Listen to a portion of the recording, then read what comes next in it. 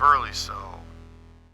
Hello everybody and welcome to another Burley Sew. I'm your host Purified, and today we're going to take a look at the embroidery side of the Brother SE400 Embroidery and Sewing Machine.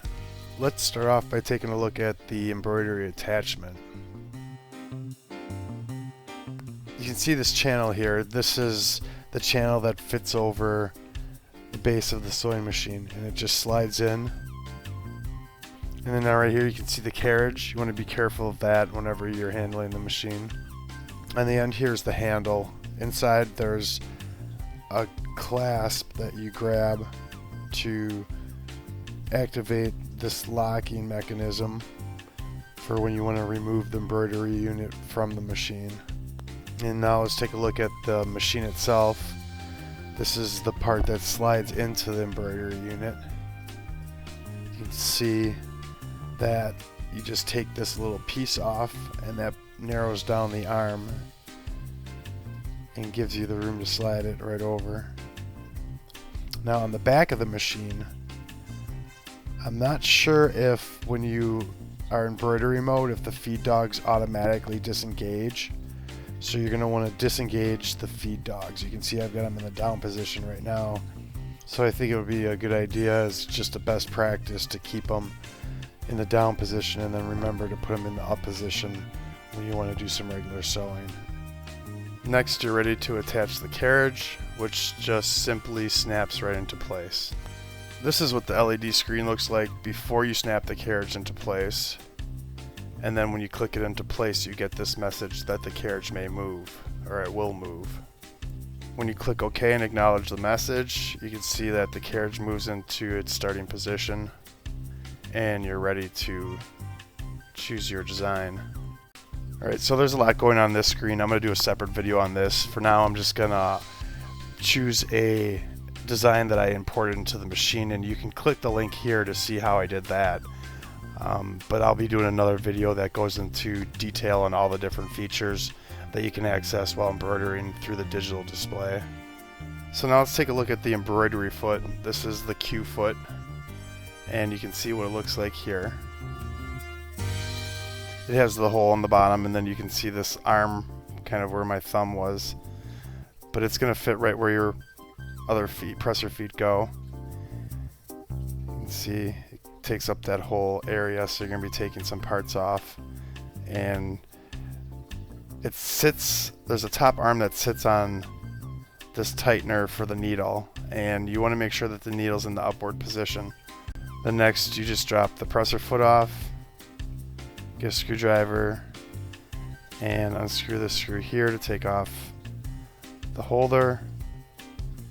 And then you're going to want to loosen it up as far as that screw will go without actually coming out, so that you can maneuver the embroidery foot in there. And you'll see, I'll show you right here, there's a little groove, a notch.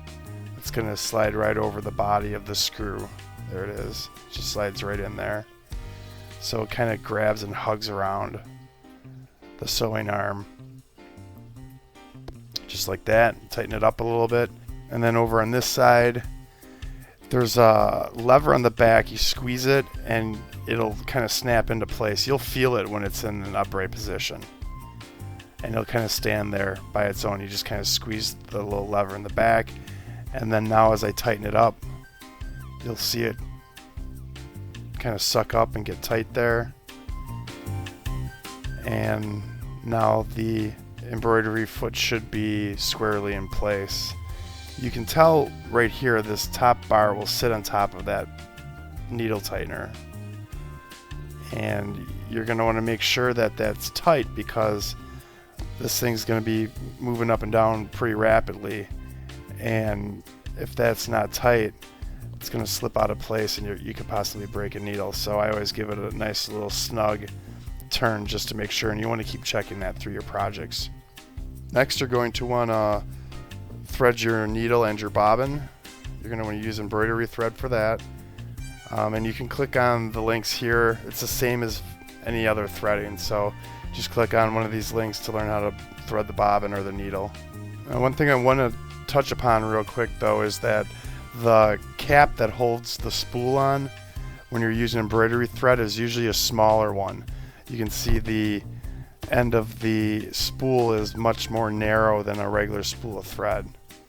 Alright, now that you got the machine threaded, let's show you how to put the hoop into place on the hoop attachment. You can see on the hoop itself there's a metal base that has two notches that stick out that pop right into the hoop attachment on the carriage. I'll show different hooping techniques and products that you use for that in another video, but what I do want to show you in this video is how to attach this and how to get it underneath the needle. You want to make sure that the needle's up and that the presser foot's up, and then you just roll your material over the end and then you can slide it underneath the bottom. But you want to make sure that that presser foot's up. Then you can peel back your material on the left, and let's get another angle here.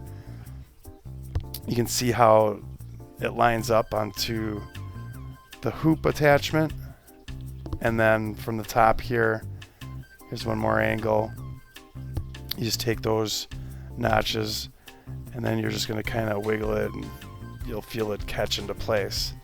And then to release it, there's a little tab here that you're going to pull back, and then you can pull that and then it'll pop right off, but we're going to keep it on. And now we're ready to embroider. And I'm trying to keep this video short, so I'm going to cut it off here. I'll do another video, as I said earlier, on hooping and also on the touch display and all the functions there. There will be more digitizing videos coming out, as well as other embroidery projects. I hope everybody enjoyed the video. I'm your host, Purified. Thanks for watching. Please subscribe if you like what you saw. Leave your comments below. Share the video with your friends, and thanks for watching Burley Sew.